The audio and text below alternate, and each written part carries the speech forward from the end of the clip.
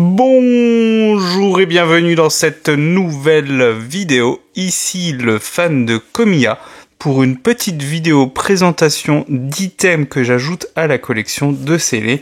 Et c'était une petite commande que j'avais passée un petit moment, à vrai dire, juste avant la sortie de Étincelle déferlante.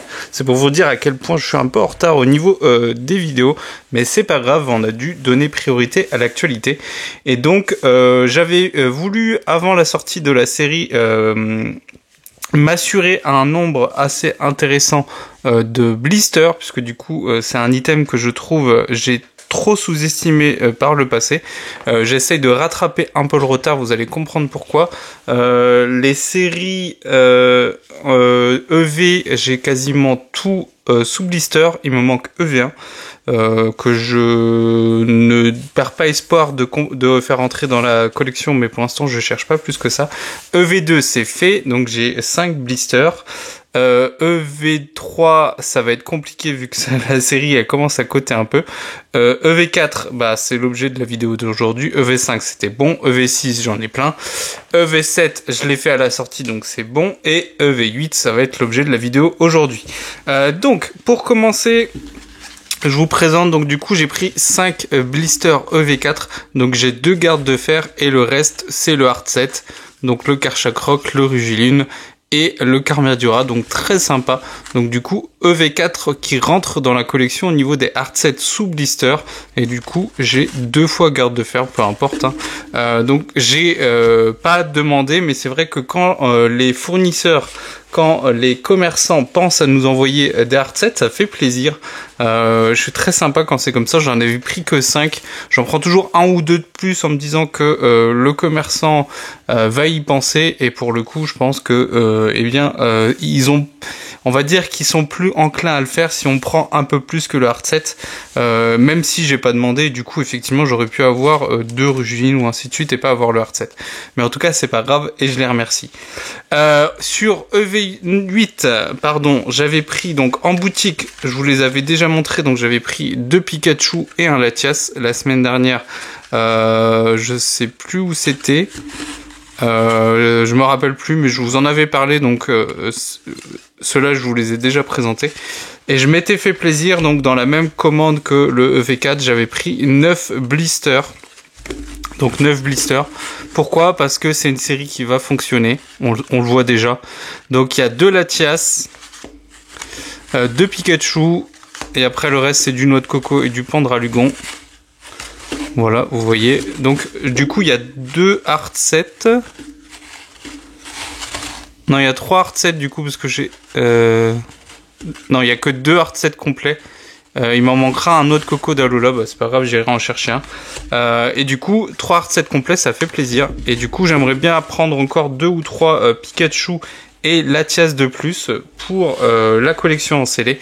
Donc ça fait plaisir. Le blister, un item qui fonctionne, on peut le voir sur eBay avec par exemple le hard set complet de EB7, du coup qui se vend à une centaine d'euros, en sachant qu'à l'époque les blisters ça valait rien, enfin c'est pas que ça valait rien, mais c'était un item qui était un peu sous-estimé. C'est assez fou de se dire que ces items là sont vendus à 6 euros, le prix d'un blister quand vous achetez par exemple à un commerçant qui a ouvert une display pour le même prix. Pour le même prix, vous avez un objet sous blister. Donc ne sous-estimez pas cet item, et bien moi j'en fais partie. J'ai beaucoup sous-estimé par le passé, j'en avais pas acheté beaucoup. J'en prenais même jamais quasiment. Et il y a que avec EV7 où j'ai commencé à en prendre à la sortie. Donc du coup pour EV8 c'est bon, j'ai ce qu'il faut, je vais en prendre un ou deux de plus. Alors faut faire attention, c'est des items qui peuvent un peu s'abîmer. Mais bon, du moment que le booster n'est pas abîmé, a priori vous ne perdez pas trop. De toute façon c'est quelque chose qui prend forcément en valeur. Faut évidemment pas se précipiter pour les vendre tout de suite. Par exemple EV8, même si en ce moment c'est très compliqué de trouver des displays ou des ETB, à moins que les gens se préoccupent, à moins que les gens se précipitent vers les blisters parce qu'ils trouvent vraiment rien du tout à ouvrir et qu'ils se rongent les ongles tellement ils ne peuvent pas ouvrir, parce que bon, je vous l'avais dit, mais j'attends toujours un restock et je pense que ça va arriver. Ça va peut-être prendre du temps, hein, parce que va y avoir le Black Friday entre temps, donc peut-être que ça arrivera pas pendant le Black Friday. D'ailleurs, je vous conseille de surveiller, mais en tout cas de mon côté, je ferai très attention. Je commence à manquer de place au niveau des items et bien comme dans tout collection, et ben, à un moment il faut faire des choix, et donc du coup je suis pas sûr de claquer beaucoup d'argent pendant ces Black Friday.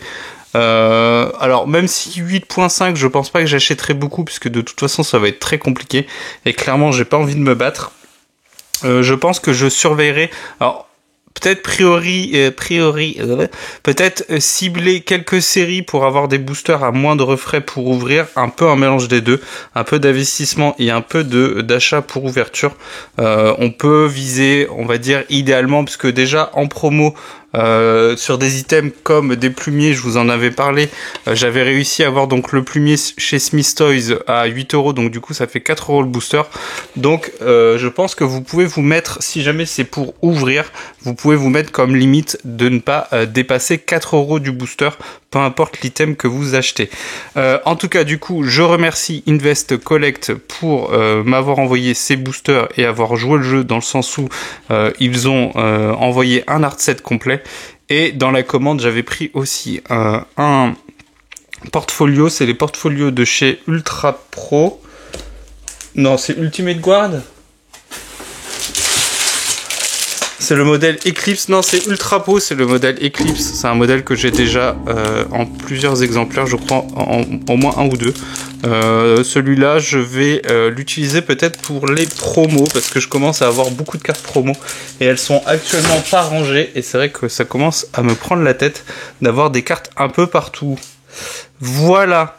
Donc on va se laisser sur ce petit Pikachu. Donc surveillez les restocks, faites attention, n'achetez pas trop cher, hein, faites attention. Si c'est une série que vous voulez ouvrir, on l'a vu, les chiffres ne vous donneraient pas vraiment raison, donc essayez de faire attention.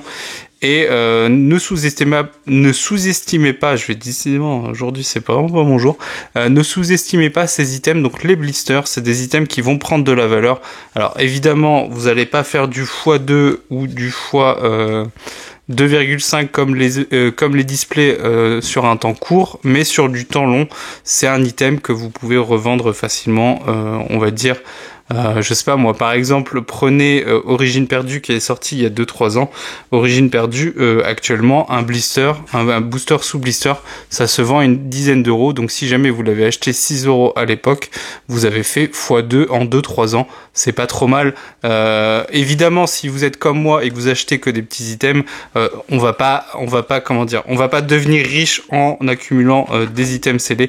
On va pas se le cacher. Mais je rappelle que moi, mon objectif principal, c'est de financer la collection, et comme je dépense déjà beaucoup en ouverture, et bien si je peux faire attention et si je peux mettre de l'argent de côté pour pouvoir acheter les cartes pour compléter ma collection, et bien je vais quand même compter sur le scellé.